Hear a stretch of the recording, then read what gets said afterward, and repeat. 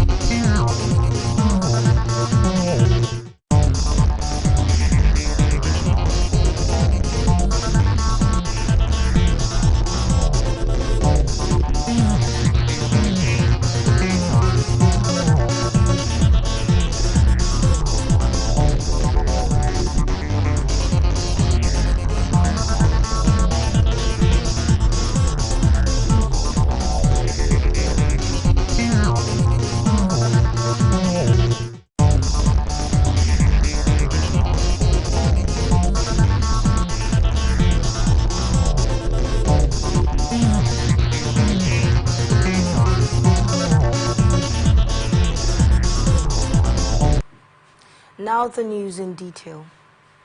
River State Police Command in a release confirmed the senseless and sporadic shooting at Abluma area in Port Harcourt City local government area of the state, where the Ijo Youth Council Central Zone were conducting their elections.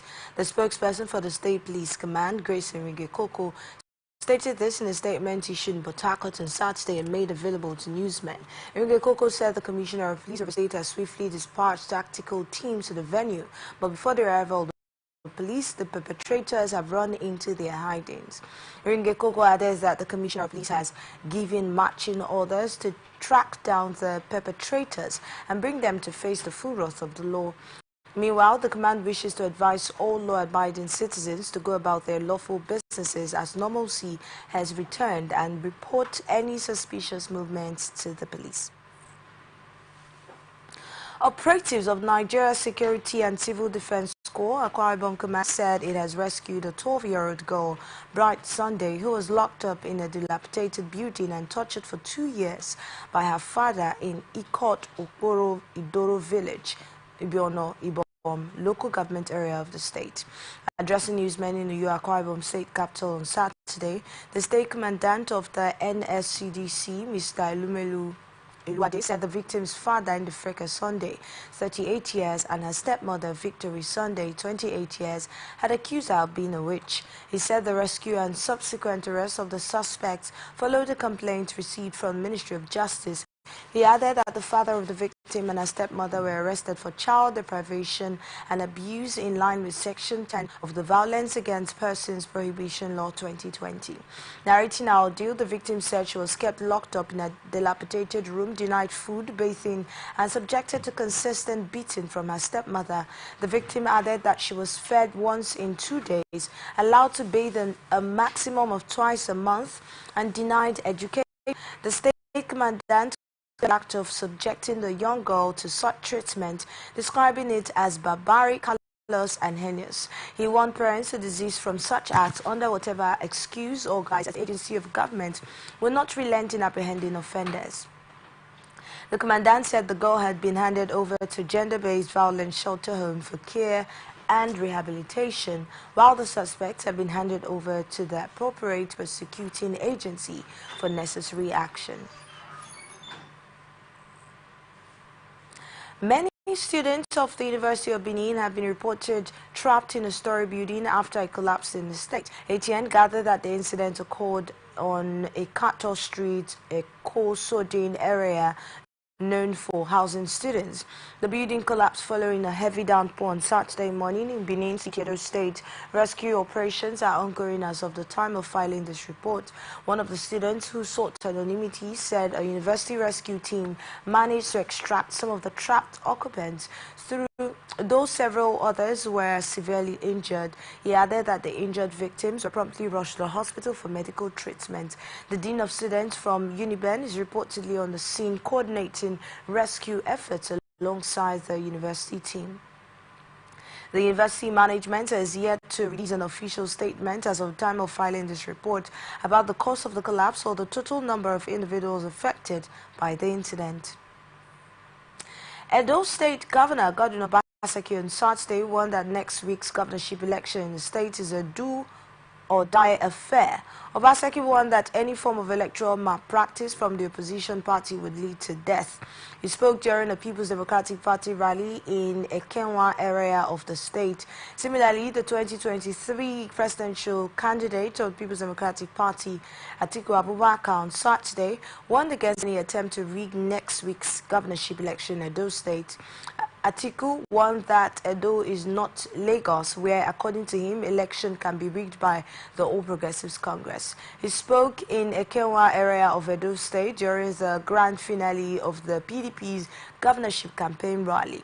The former vice president also urged the people of the state to protect their votes to avoid rigging.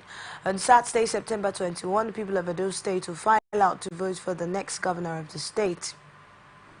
Aswe Godalo of the PDP, Monday Okpebolo of the All Progressives Congress APC, and Olumide Apata of the Labour Party LP are the front-runners in the governorship election.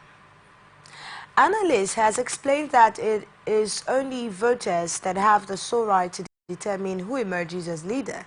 Speaking at Atlantic Television Network program ATN Politics, political strategist Dr. Adrian Alamonia opines that there are ethics to voting and that electoral bodies should supervise the electoral process and not to decide who wins elections.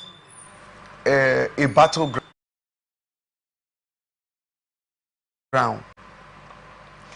Whether you're for or against, there are ethics to voting. The electoral body, who is an umpire like a referee, even they themselves does not. However, Dr. Alamonia said that the state police are also protecting lives and properties. Therefore, the Nigerian police force should not be threatened by their presence. In fact, they are helping.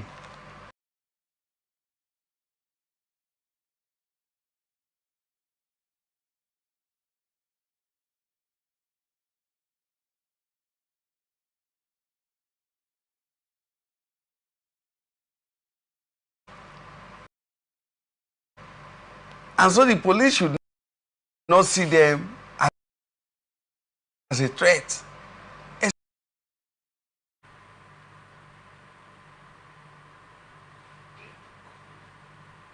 Recall that the Edo House of Assembly on Thursday faulted the move by the Inspector General of Police IGP Kaide Betokun to ban the Edo State Security Network ESSN from polling units in the forthcoming governorship election in the state. Edo North Senator Adams Oshomole on Saturday said the embattled Deputy Governor of the state, Philip Shaibu, has decamped to the All Progressives Congress. Oshomole said Shaibu decamped to APC due to the frustration he suffered in the hands of Governor Godwin Obaseki. The senator spoke at Uniben during the grand finale of the All Progressives Congress governorship campaign. He accused Obaseki of diverting funds and allocations from the federal government meant for projects in the state into his private pocket. ATN reports that Obaseki and Shaibu had endured a troubled relationship. The strife led to the impeachment of Shaibu by the Edo State House of Assembly, but an appeal court sitting in Abuja restated Shaibu as deputy governor.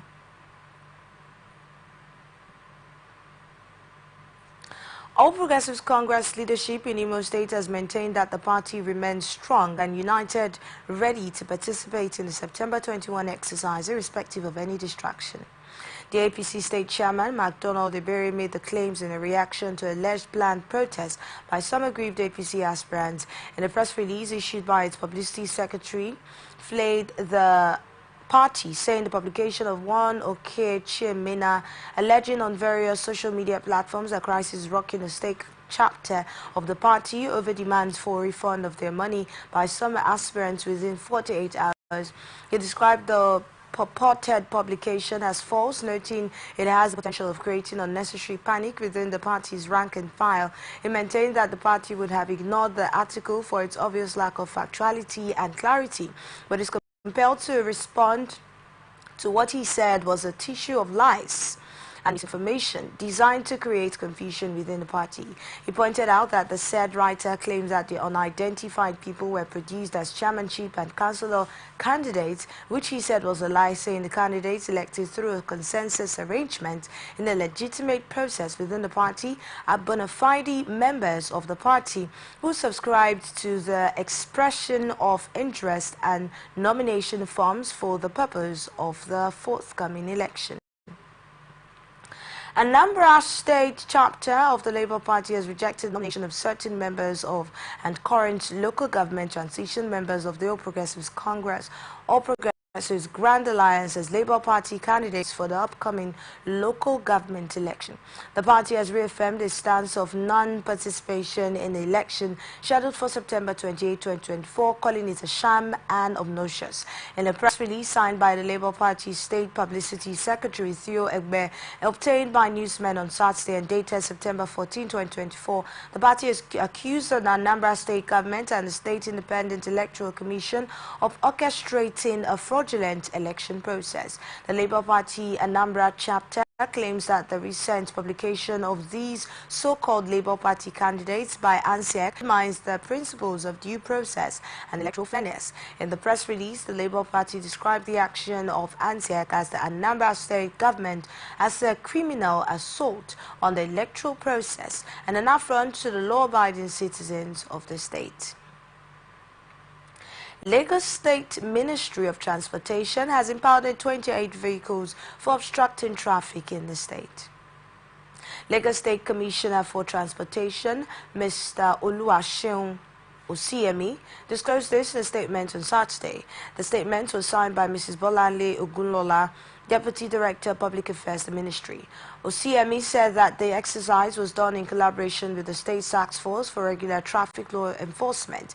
He added that the exercise was aimed at ensuring smooth vehicular movement and ensuring public order.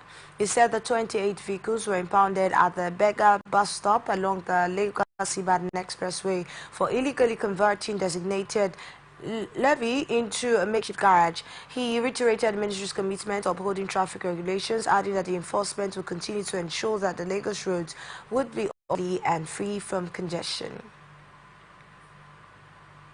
Kogi State Police Command has arrested 4 persons in connection to the alleged gruesome murder of a female student of Federal University, Lokoja. The victim, a 70-year-old 100-level student of biology department, was allegedly kidnapped and killed by a 21-year-old man. The command spokesperson, SP Williams, made this known while addressing newsmen in Lokoja, saying that the main suspect allegedly conspired with 3 of his friends to commit the crime.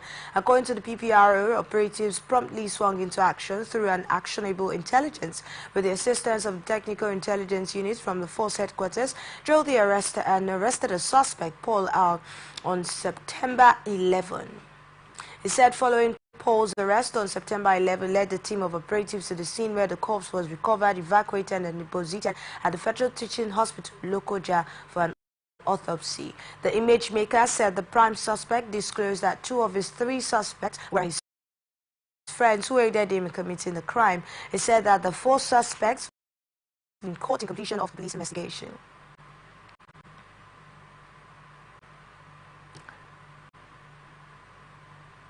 Federal Capital Territory Minister Ezeon Yesomike has explained the inability of the government to force landlords in the territory to bring down the cost of rent, which he said is market-driven, noting that such an order could be counterproductive and limit investments in real estate. The minister said the immediate priority of his administration is to focus on other areas of human development that would benefit everyone and ultimately lead to a crash in the overall cost of living. The minister spoke on Saturday when he inspected the Zebuset quarry in Kuba, Abuja, which he described as the largest in West Africa. Speaking on his impression of the quarry, Wike said with what he saw on ground, the cost of construction ought not to be very expensive. Police Service Commission has approved the posting of CP Peter Opara as the substantive Commissioner of Police Federal Capital Territory Abuja. According to the PSC's head, Press and Public Relations, Ikechukwu Ani, on Saturday, Opara replaces CP Bennett Igwe, who has been promoted to the next rank of Assistant Inspector General of Police and posted to Zone 7 Abuja as the Zonal Assistant Inspector General of Police. The new FCT Commissioner was the immediate CP4 Secretary's office and the former Deputy Commissioner of Administration and Finance, Imo State Command. He also at the time served as personal assistant to former chairman of the Police Service Commission, IGP Mike Okiro, retired. CP Opara was the DCP Legal Studies Police Academy, Polak, Woodville, Kano, Area Commander Aba and Uyo, Area Crime Officer Kubwa, and Senior Defense Advisor, Police Permanent Mission of Nigeria to the United Nations, New York. He was severally personal assistant to the Inspector General of Police, DIG Works, DIG Operations, and personal assistant to CP Lagos State Command. Borno State Police Command says they recovered no fewer than 11 decomposed bodies of victims of the recent flood that has ravaged some parts of the state. The command's public relations officer Ahmed Wakili disclosed this in a statement on behalf of the State Commissioner of Police, Yusufu Mohammed.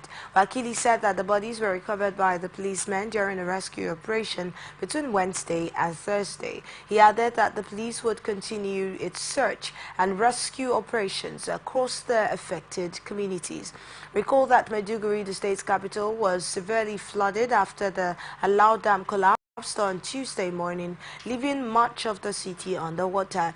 ATN gathered that at least 414,000 people were displaced and 30 were killed by a devastating flood in Maiduguri. The National Emergency Management Agency has said that the flood began after the Alau Dam overflowed following heavy rains, leading to the town's worst flooding in 30 years.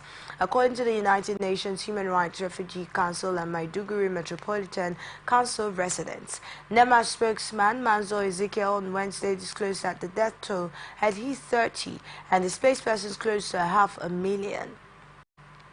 The flooding incident was compared to the 1994 floods, with residents claiming it was even worse around this time. Analysts has expressed that Nigerians are deficient on how to manage funds being released to carry out projects. Speaking on Atlantic Television Network program Society Watch, lecturer Dr. Nweke Emmanuel said that money meant to carry out certain projects should be released in bits. Have expenditure culture, or we have expenditure culture, a culture that is cultureless, but we don't have expenditure discipline. For example, if you are giving somebody 800 million and the total cost of that project will be 800 billion, you don't need to release all the money. You release money in tranches, in mileages. You get what I'm saying? Why is that so? So that you monitor what they are doing. You release the first tranche and then you say, okay, can we come and tax federal government to ensure that funds released for projects are used judiciously. Enough to say that funds are released to states, local government. Who is supervising them? I have always said that EFCC, instead of being working with politicians, do you understand? They can work as financial supervisors of these agencies. Before monies are released, EFCC, ICPC officials should be there and say we are releasing so and so. ATN recalls that over 1 million residents were affected with more than 200,000 victims displaced and now taking refuge at different accessible camps created by the state government. Suspected vandal has been found dead inside a transformer substation located at Arts Commissioner's Quarters, 1 Damaturu, Yobe State. ATN learns that the suspect's body was evacuated by the Damaturu Police Patrol Team, Operation Haba Maza, and taken to the mortuary at the Yobe State University Teaching Hospital, Damaturu, after which his relatives identified and claimed the corpse. The Yola Electricity Distribution Company Communications Officer Blessing Tuno, who disclosed this in a statement issued on Saturday, noted that upon receiving the reports, the regional manager and the operation and maintenance officer of the company visited the scene. suspect attempted to steal power assets at about 1 a.m. during a power outage but was electrocuted when the power was suddenly restored. She added that his lifeless body was discovered in the early hours of the morning by residents on their way to the mosque for morning prayers. According to her, the incident was promptly reported to the Maisandari B Division of the Yobe State Police Command, which deployed personnel to evacuate the body. Troops of the Nigerian Army in Kaduna State have rescued 13 kidnapped students. This consists of 6 males, 7 females. A statement on X by the Nigerian Army said the students were rescued after a fierce gun duel with terrorists at Chibolu village in Kachia local government area of Kaduna State, adding that dangerous weapons were also recovered from the terrorists during the operation. According to the statement, a thorough sweep of the area led to the rescue of 13 victims, comprising 6 males and 7 females, as well as the recovery of 1 AK-47 rifle, 87 rounds of 7.63 mm ammunition, 4 magazines, a locally fabricated rifle, and a sum of 192,220 naira. In addition, operations in the same local government. The Nigerian Army also said troops arrested 2 terrorist logistics suppliers and recovered the sum of 1.3 million naira amongst others from the suspects. According to the Army, troops have also invaded a terrorist hideout, killed 3 terrorists and arrested another 3, just as the sum of 4 million naira and other dangerous weapons were recovered from the terrorists. You're watching the Global News on Atlantic Television Network. We'll be right back after this break. Please stay with us.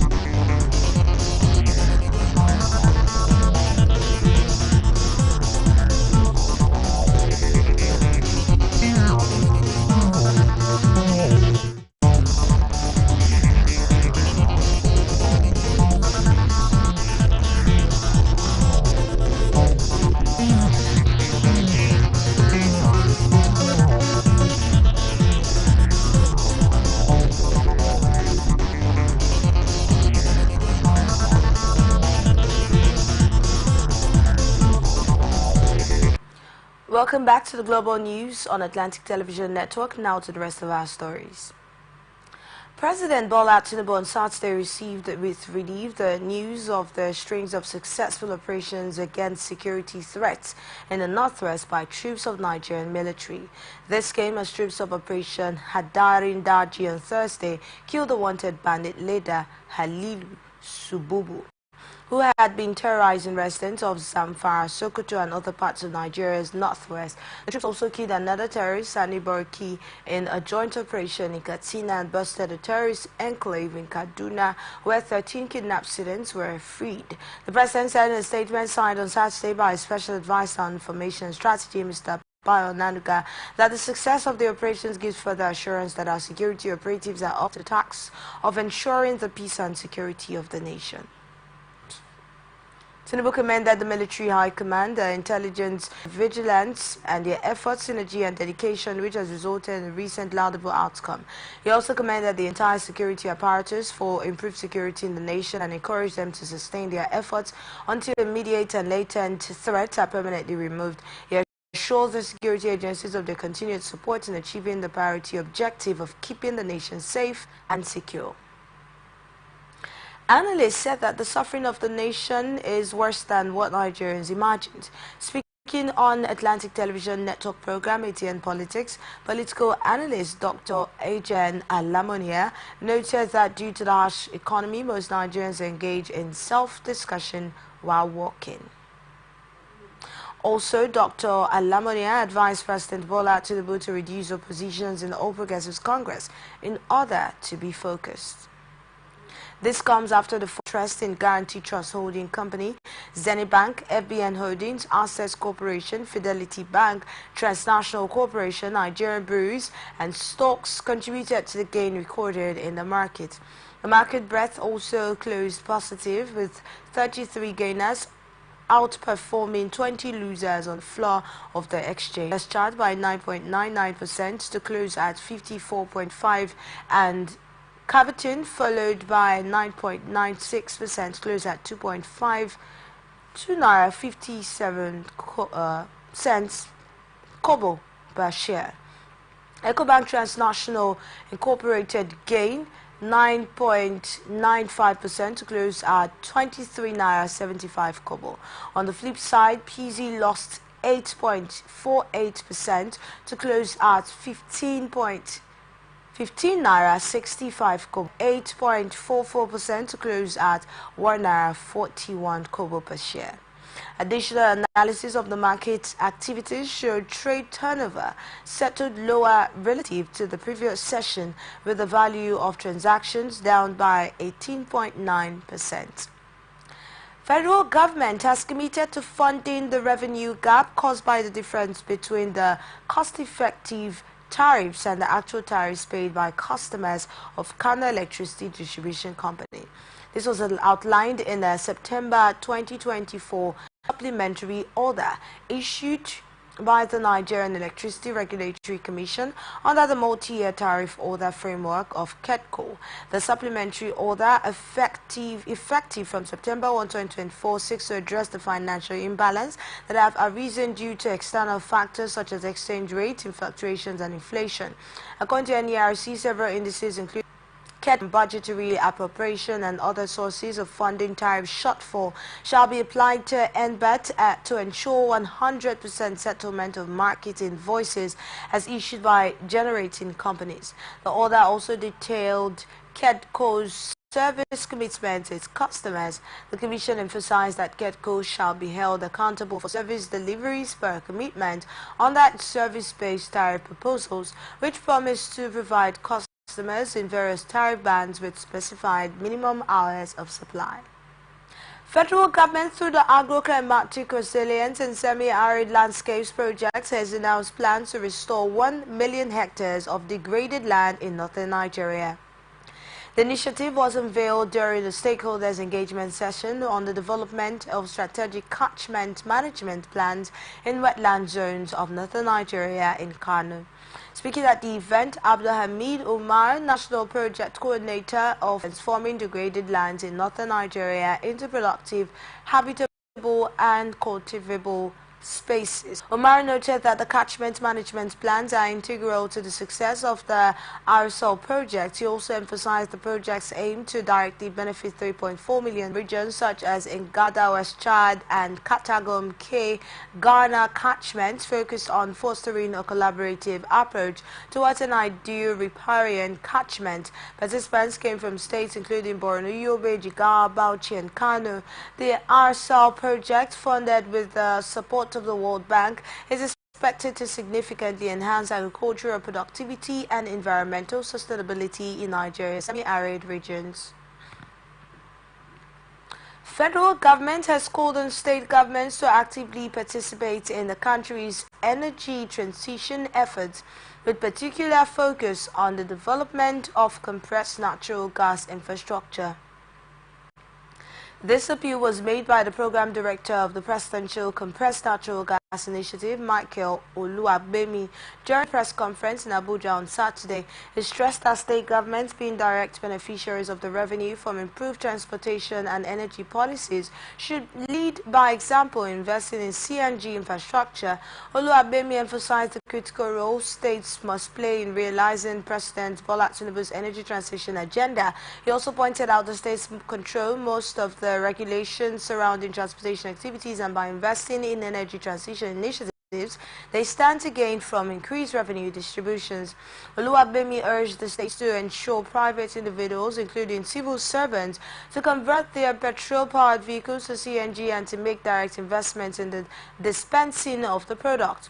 Oluwabemi further revealed that a study by the NMDPRA identified about 14,000 potential CNG add-on possibilities in Nigeria, signaling a significant opportunity to broaden CNG availability nationwide.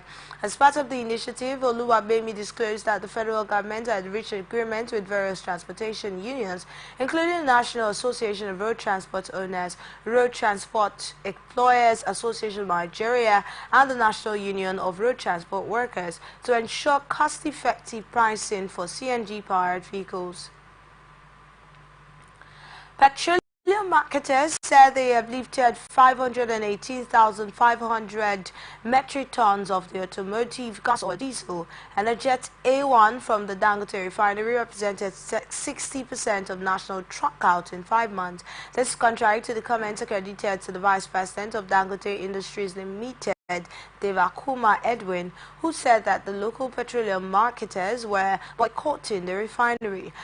According to the depot owners, documents from the Nigerian midstream and downstream sector petroleum regulatory authority show that the independent local marketers include Ashami, MRS Oil and Gas, Irano, Renault Prudence, Nipco, AIM, Shafa and Damana, amongst many others, have patronized Dangote refinery over the past month. A development, the marketers said, reinforced their commitment to ensuring seamless access to petroleum products across the nation. The marketers, however, said the lack of clarity surrounding the availability of Dangote refinery's premium motor spirit, also known as petrol, remained a stumbling block to patronage within the local market. In a statement sent to newsmen on Saturday, Adewale said the alleged boycott of the Dangote refinery's PMS was incorrect, as petroleum marketers were still awaiting clearance from the government on the modalities for the offtake of PMS from the refinery. Nigerian commercial banks have lost a total sum of 42.6 billion naira to fraud and forgeries over a 3-month period from April to June this year. A new report stated the amounts lost in the second quarter of 2024 alone exceeded the total amount lost for fraud by the banks throughout the entire year of 2023. In 2023, the banks lost a total of 9.4 billion naira. This was revealed by the Financial Institutions Training Center in its Q2 2024 fraud and forgeries report released on Saturday, highlighting surge in fraudulent activities across banking platforms. The FITC report is based on returns on fraud and forgery cases received from 28 deposit money institutions in the country.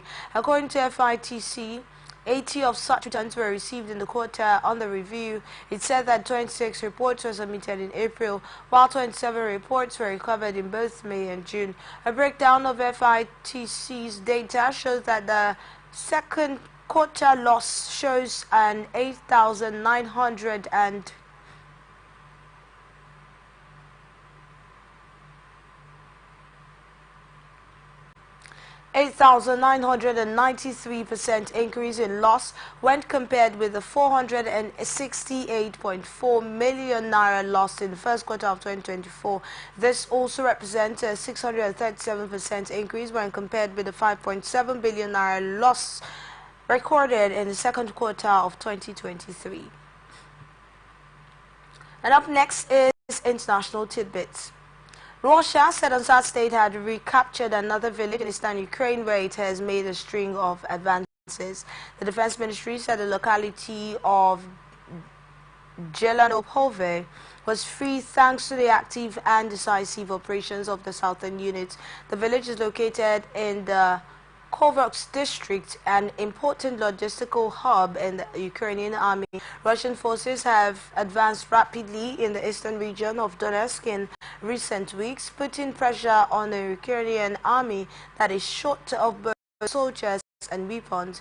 The Kremlin regularly claims its army has captured small villages in eastern Ukraine. In a rarer announcement, it said on Tuesday it had captured a town in the region.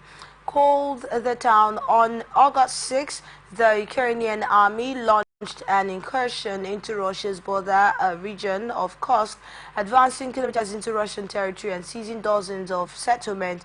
It hopes to force Moscow to redeploy troops from Donetsk to Kursk and hamper the Russian advance in Donetsk. Ukrainian President Volodymyr Zelensky said on Friday Kyiv had slowed Russia's progress. Russian President Vladimir Putin said that last week that capturing the Donbas region of eastern Ukraine, the industrial basin comprising Donetsk and Lugansk, was his top priority. Moscow and Kyiv swapped 103 prisoners of war each on Saturday in a deal brokered by the United Arab Emirates, a rare moment of coordination between the two warring sides as Russia pushes ahead in its Ukraine.